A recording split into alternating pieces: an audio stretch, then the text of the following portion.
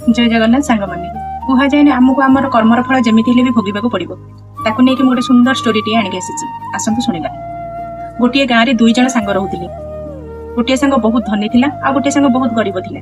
दिने से मंदिर जाइथिले। धनी सांगटी विभिन्न प्रकार फलमूल बहुत जिनस भगवान नहीं जाए किंतु गरीब सांगटी पाखे पैसा नथिबारु बाड़ी रे सुंदर सुंदर फूल को धरिकी जाइथिला। यह देखि धनी सांगटी कहिथिला साधारण फूल धरी आसीचु भगवान पाखकु।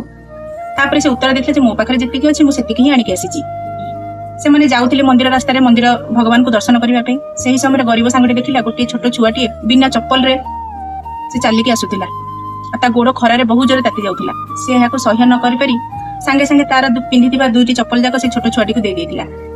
तापर 2 जन जाक भगवान को दर्शन करिथिले आसीथिले। सेही दिन ताको गोटे इंटरव्यू दबार थिला। से गरीब सांगटी सेही बिना चप्पल रे इंटरव्यू दबाकू जाइथिला चली चली। धनी सांगटी से गरीब सांग को बहुत थट्टा करिथिला जे बिना चप्पल रे जिबू इंटरव्यू दबाकू, बिना चप्पल रे इंटरव्यू दबाकू जिबू। तो से कहथिला कोन अछि मु सेथिरे ही जिबी। से किछि आ न सुनी इंटरव्यू दबाकू जाइथिला।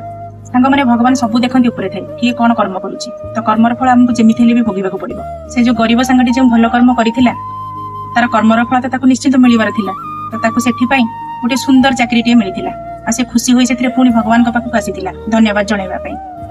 तो आमे बेले बेले कि भगवान को प्रार्थना करथो जे हमको ए जिंसटा मिली जाऊ बोली। आ मिली साइला परे आमे भगवान को भूली जाऊ। तो भगवान को सेथि पई निश्चित धन्यवाद करबा दरकार। किछि दिन परे से पुनी भगवान को पाखु आसीला भगवान को दर्शन पाई। से सेठी देखिथिला जे तार प्रथम सांगटी जो धनी सांगटी से सेठी भिक्षा मागुथिबार एवं से डाकी ताको पचारिथिला तोर अवस्था एमिति केमिति हैला। से तार पुराना कथा सब कहिला जे मोर बिजनेस रे बहुत लॉस हेतिला जहा पड़ले कि मु मोर घर द्वारा टंका पैसा सब हरई सारिछि। तो सांग माने एथुर आमे गोटिया कथा निश्चित मन रखिबा दरकार जे हमकु हमर कर्म फल निश्चित मिलिबो।